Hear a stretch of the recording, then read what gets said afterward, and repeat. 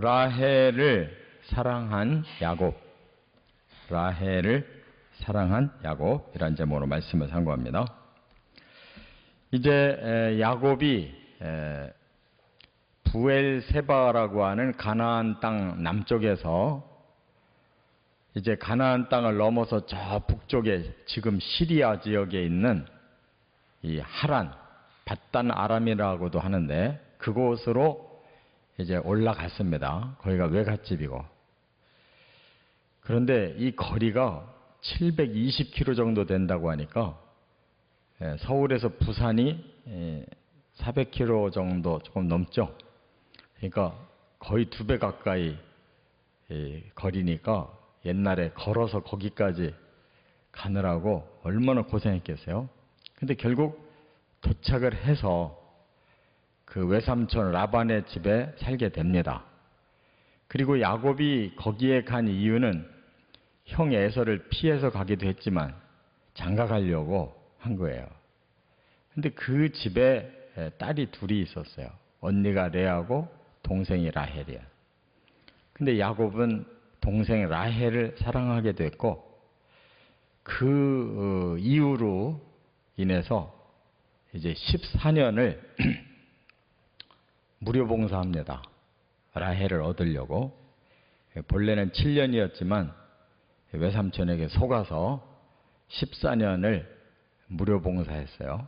그리고 이제 6년 동안 더 머물면서 이제 자기 몫을 그때부터 아주 얕게 챙겨가지고 20년 만에 돌아옵니다.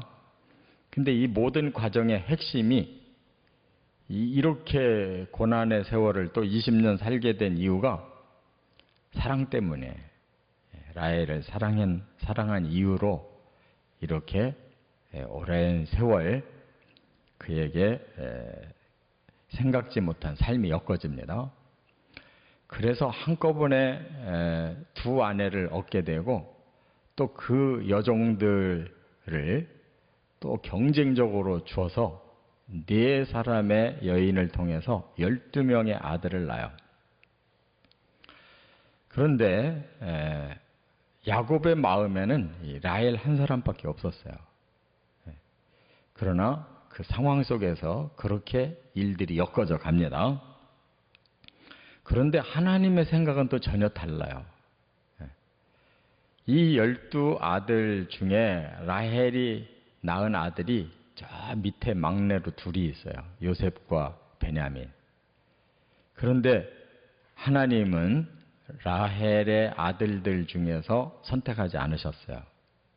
레아의 아들 중에 넷째 유다를 선택해서 이스라엘을 만들어내시고 메시아 예수님을 보내셨어요. 그러니까 사람의 사랑하고 상관없습니다. 그러니까 인생이 고달팠던 것은 사람의 사랑 때문이었지 하나님의 이 구원 계획 때문이 아니었어요. 그래서 우리가 3대를 내리보면 똑같은 현상이 벌어지고 있는데 아브라함이 1대잖아요. 아브라함 때도 아브라함과 사라는 그냥 하갈 여종 통해서 자식 낳아가지고 그냥 자손 번성하면 된다 생각하고 하갈 낳았잖아요. 하나님 안 택했어요. 또 2대에 가서도 이 가장인 그 이삭은 큰아들 또 자기에게 사냥 고기도 잘 갖다 바치는 큰아들이 너무 사랑스러워서 큰아들한테 하려고 했지만 하나님 허락지 않으셨어요. 지금 3대 야곱에게 와서 자기가 사랑하는 여자 통해서 뜻을 이루고 싶었지만 엉뚱한 방향으로 흘러가가지고 결국 레아가 그 정통한 집안의 여인이 됐고 나중에 막벨라 굴에 이 레아만 들어가요. 라헬은 객사했어요. 그러니까 하나님의 뜻하고 사람의 생각이 이렇게 다르다는 거예요. 우리가 성경을 통해서 배워야 되는 것은 사람의 생각을 자꾸 접어야 되고 하나님의 뜻, 하나님의 방향이 뭔가에 초점을 맞추는 게 필요하다 그 말이에요.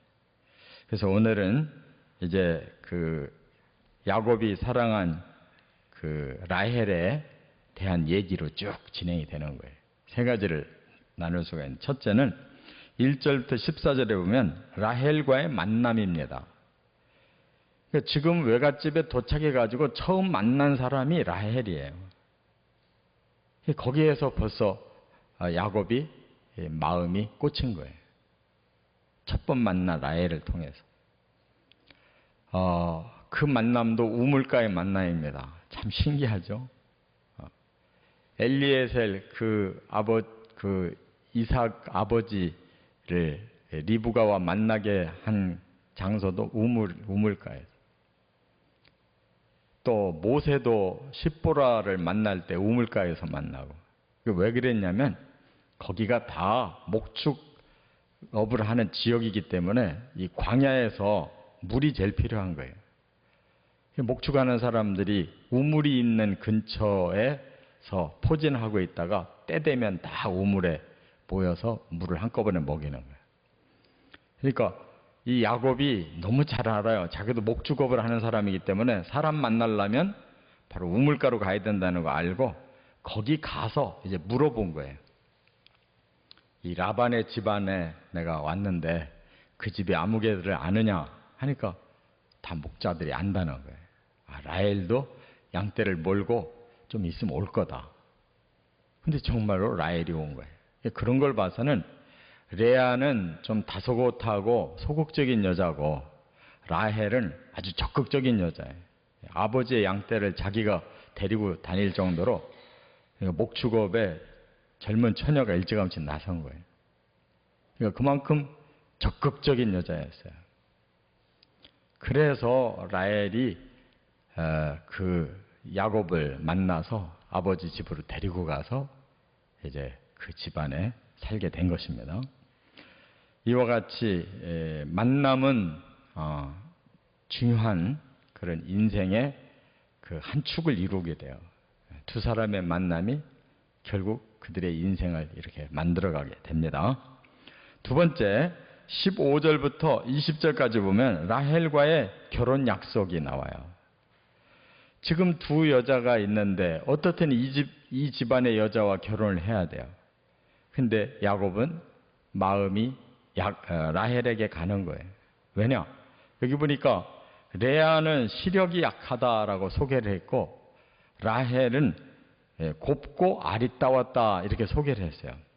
그러니까 이것은 영적인 관점이 아니죠. 육적인 관점입니다.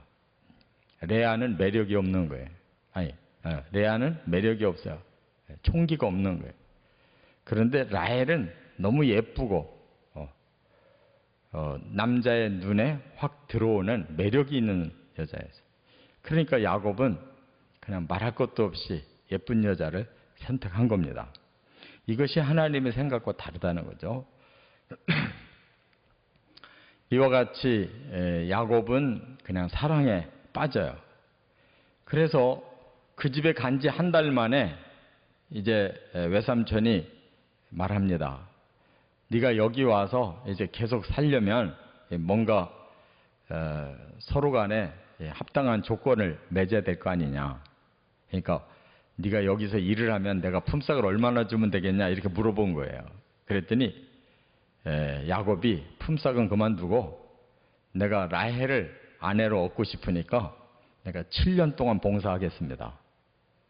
무료로 7년 동안 일해 줄 테니까 라헬을 달라는 거예요. 그래서 서로 약속한 겁니다.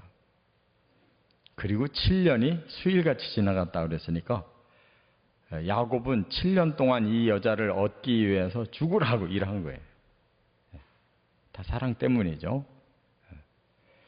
이와 같이 사람의 생각은 매력으로 라헬을 선택했지만 하나님은 그런 것으로 하나님의 일을 하시는 게 아니었다는 거예요. 그래서 그 집의 장녀인 레아를 하나님은 마음에 두신 것이죠. 근데 그 과정에서 이 라반이 이제 속이는 일이 일어난 것입니다. 그래서 세 번째 21절에서 30절에 보면 라헬과의 결혼 애로가 생겨요. 이 애로라는 게 뭐예요? 길이 좁아서 통과가 잘 안 되는 거예요. 결혼 애로가 생겨요. 이게 뭐냐? 라반이 라헬을 주질 않고 레아를 먼저 줘버렸어요. 그래서 뭐 외삼촌이 왜 나를 이렇게 속이냐 하니까 여기 풍습은 둘째 딸 먼저 보내는 법이 없다. 그게 다 핑계죠. 일부러 그렇게 한 거예요. 큰딸 주고서 더 부리려고, 더 부려먹으려고. 야곱이 자기 형에게 팥죽 한 그릇으로 장자권 사고 형 옷을 대신 입고 위장해가지고 축복 기도 받던 그 벌을 지금 외삼촌한테 대신 당하고 있어요. 외삼촌이 계속 야곱을 속여요. 그래서 다시 계약을 맺어요. 7년 무료로 더 봉사하면 이제 레아는 줬으니까 라헬 또 주겠다. 그래서 라헬을 얻기 위해서 14년 죽으라고 무료 봉사합니다. 그러니까 굉장히 끔찍히 사랑했다는 것을 알 수가 있어요. 그러나 야곱의 인생에 바로 이 라헬 때문에 얼마나 걸림돌이 많았는지 몰라요. 그래가지고 일주일 만에 라헬을 또 얻어요. 두 여자를 데리고 살아요.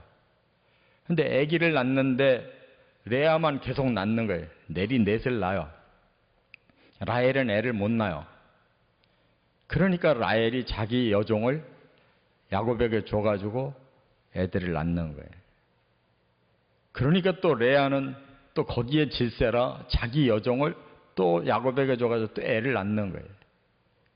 그래서 10명을 나눈 거예요. 마지막에 하나님이 라헬을 불쌍히 여기고 태를 열어서 2명을 줬어요. 그래서 12명이 된 겁니다. 그러면서 14년은 무료 봉사를 했고 무료 봉사하고 나니까 아무것도 없잖아요.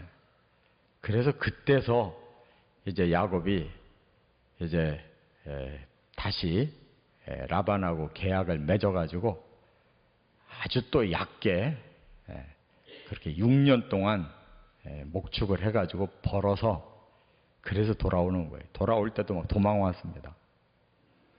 그러니까 이 라헬 한 여인 때문에 인생은 굉장히 고달프게 살았어요. 사랑을 얻고자. 그런데 하나님의 방향은 전혀 다르다는 거. 우리는 여기에서 우리의 인생사와 하나님의 구원사는 다르다는 걸 깨달아야 돼요. 그래서 우리의 인생사를 자꾸 살아가려고 그러면 안 되는 겁니다. 하나님의 뜻으로 맞춰야 되는 거예요. 깨달으시고 우리가 영적인 삶에 치중해 나가시기를 주의 이름으로 축원합니다.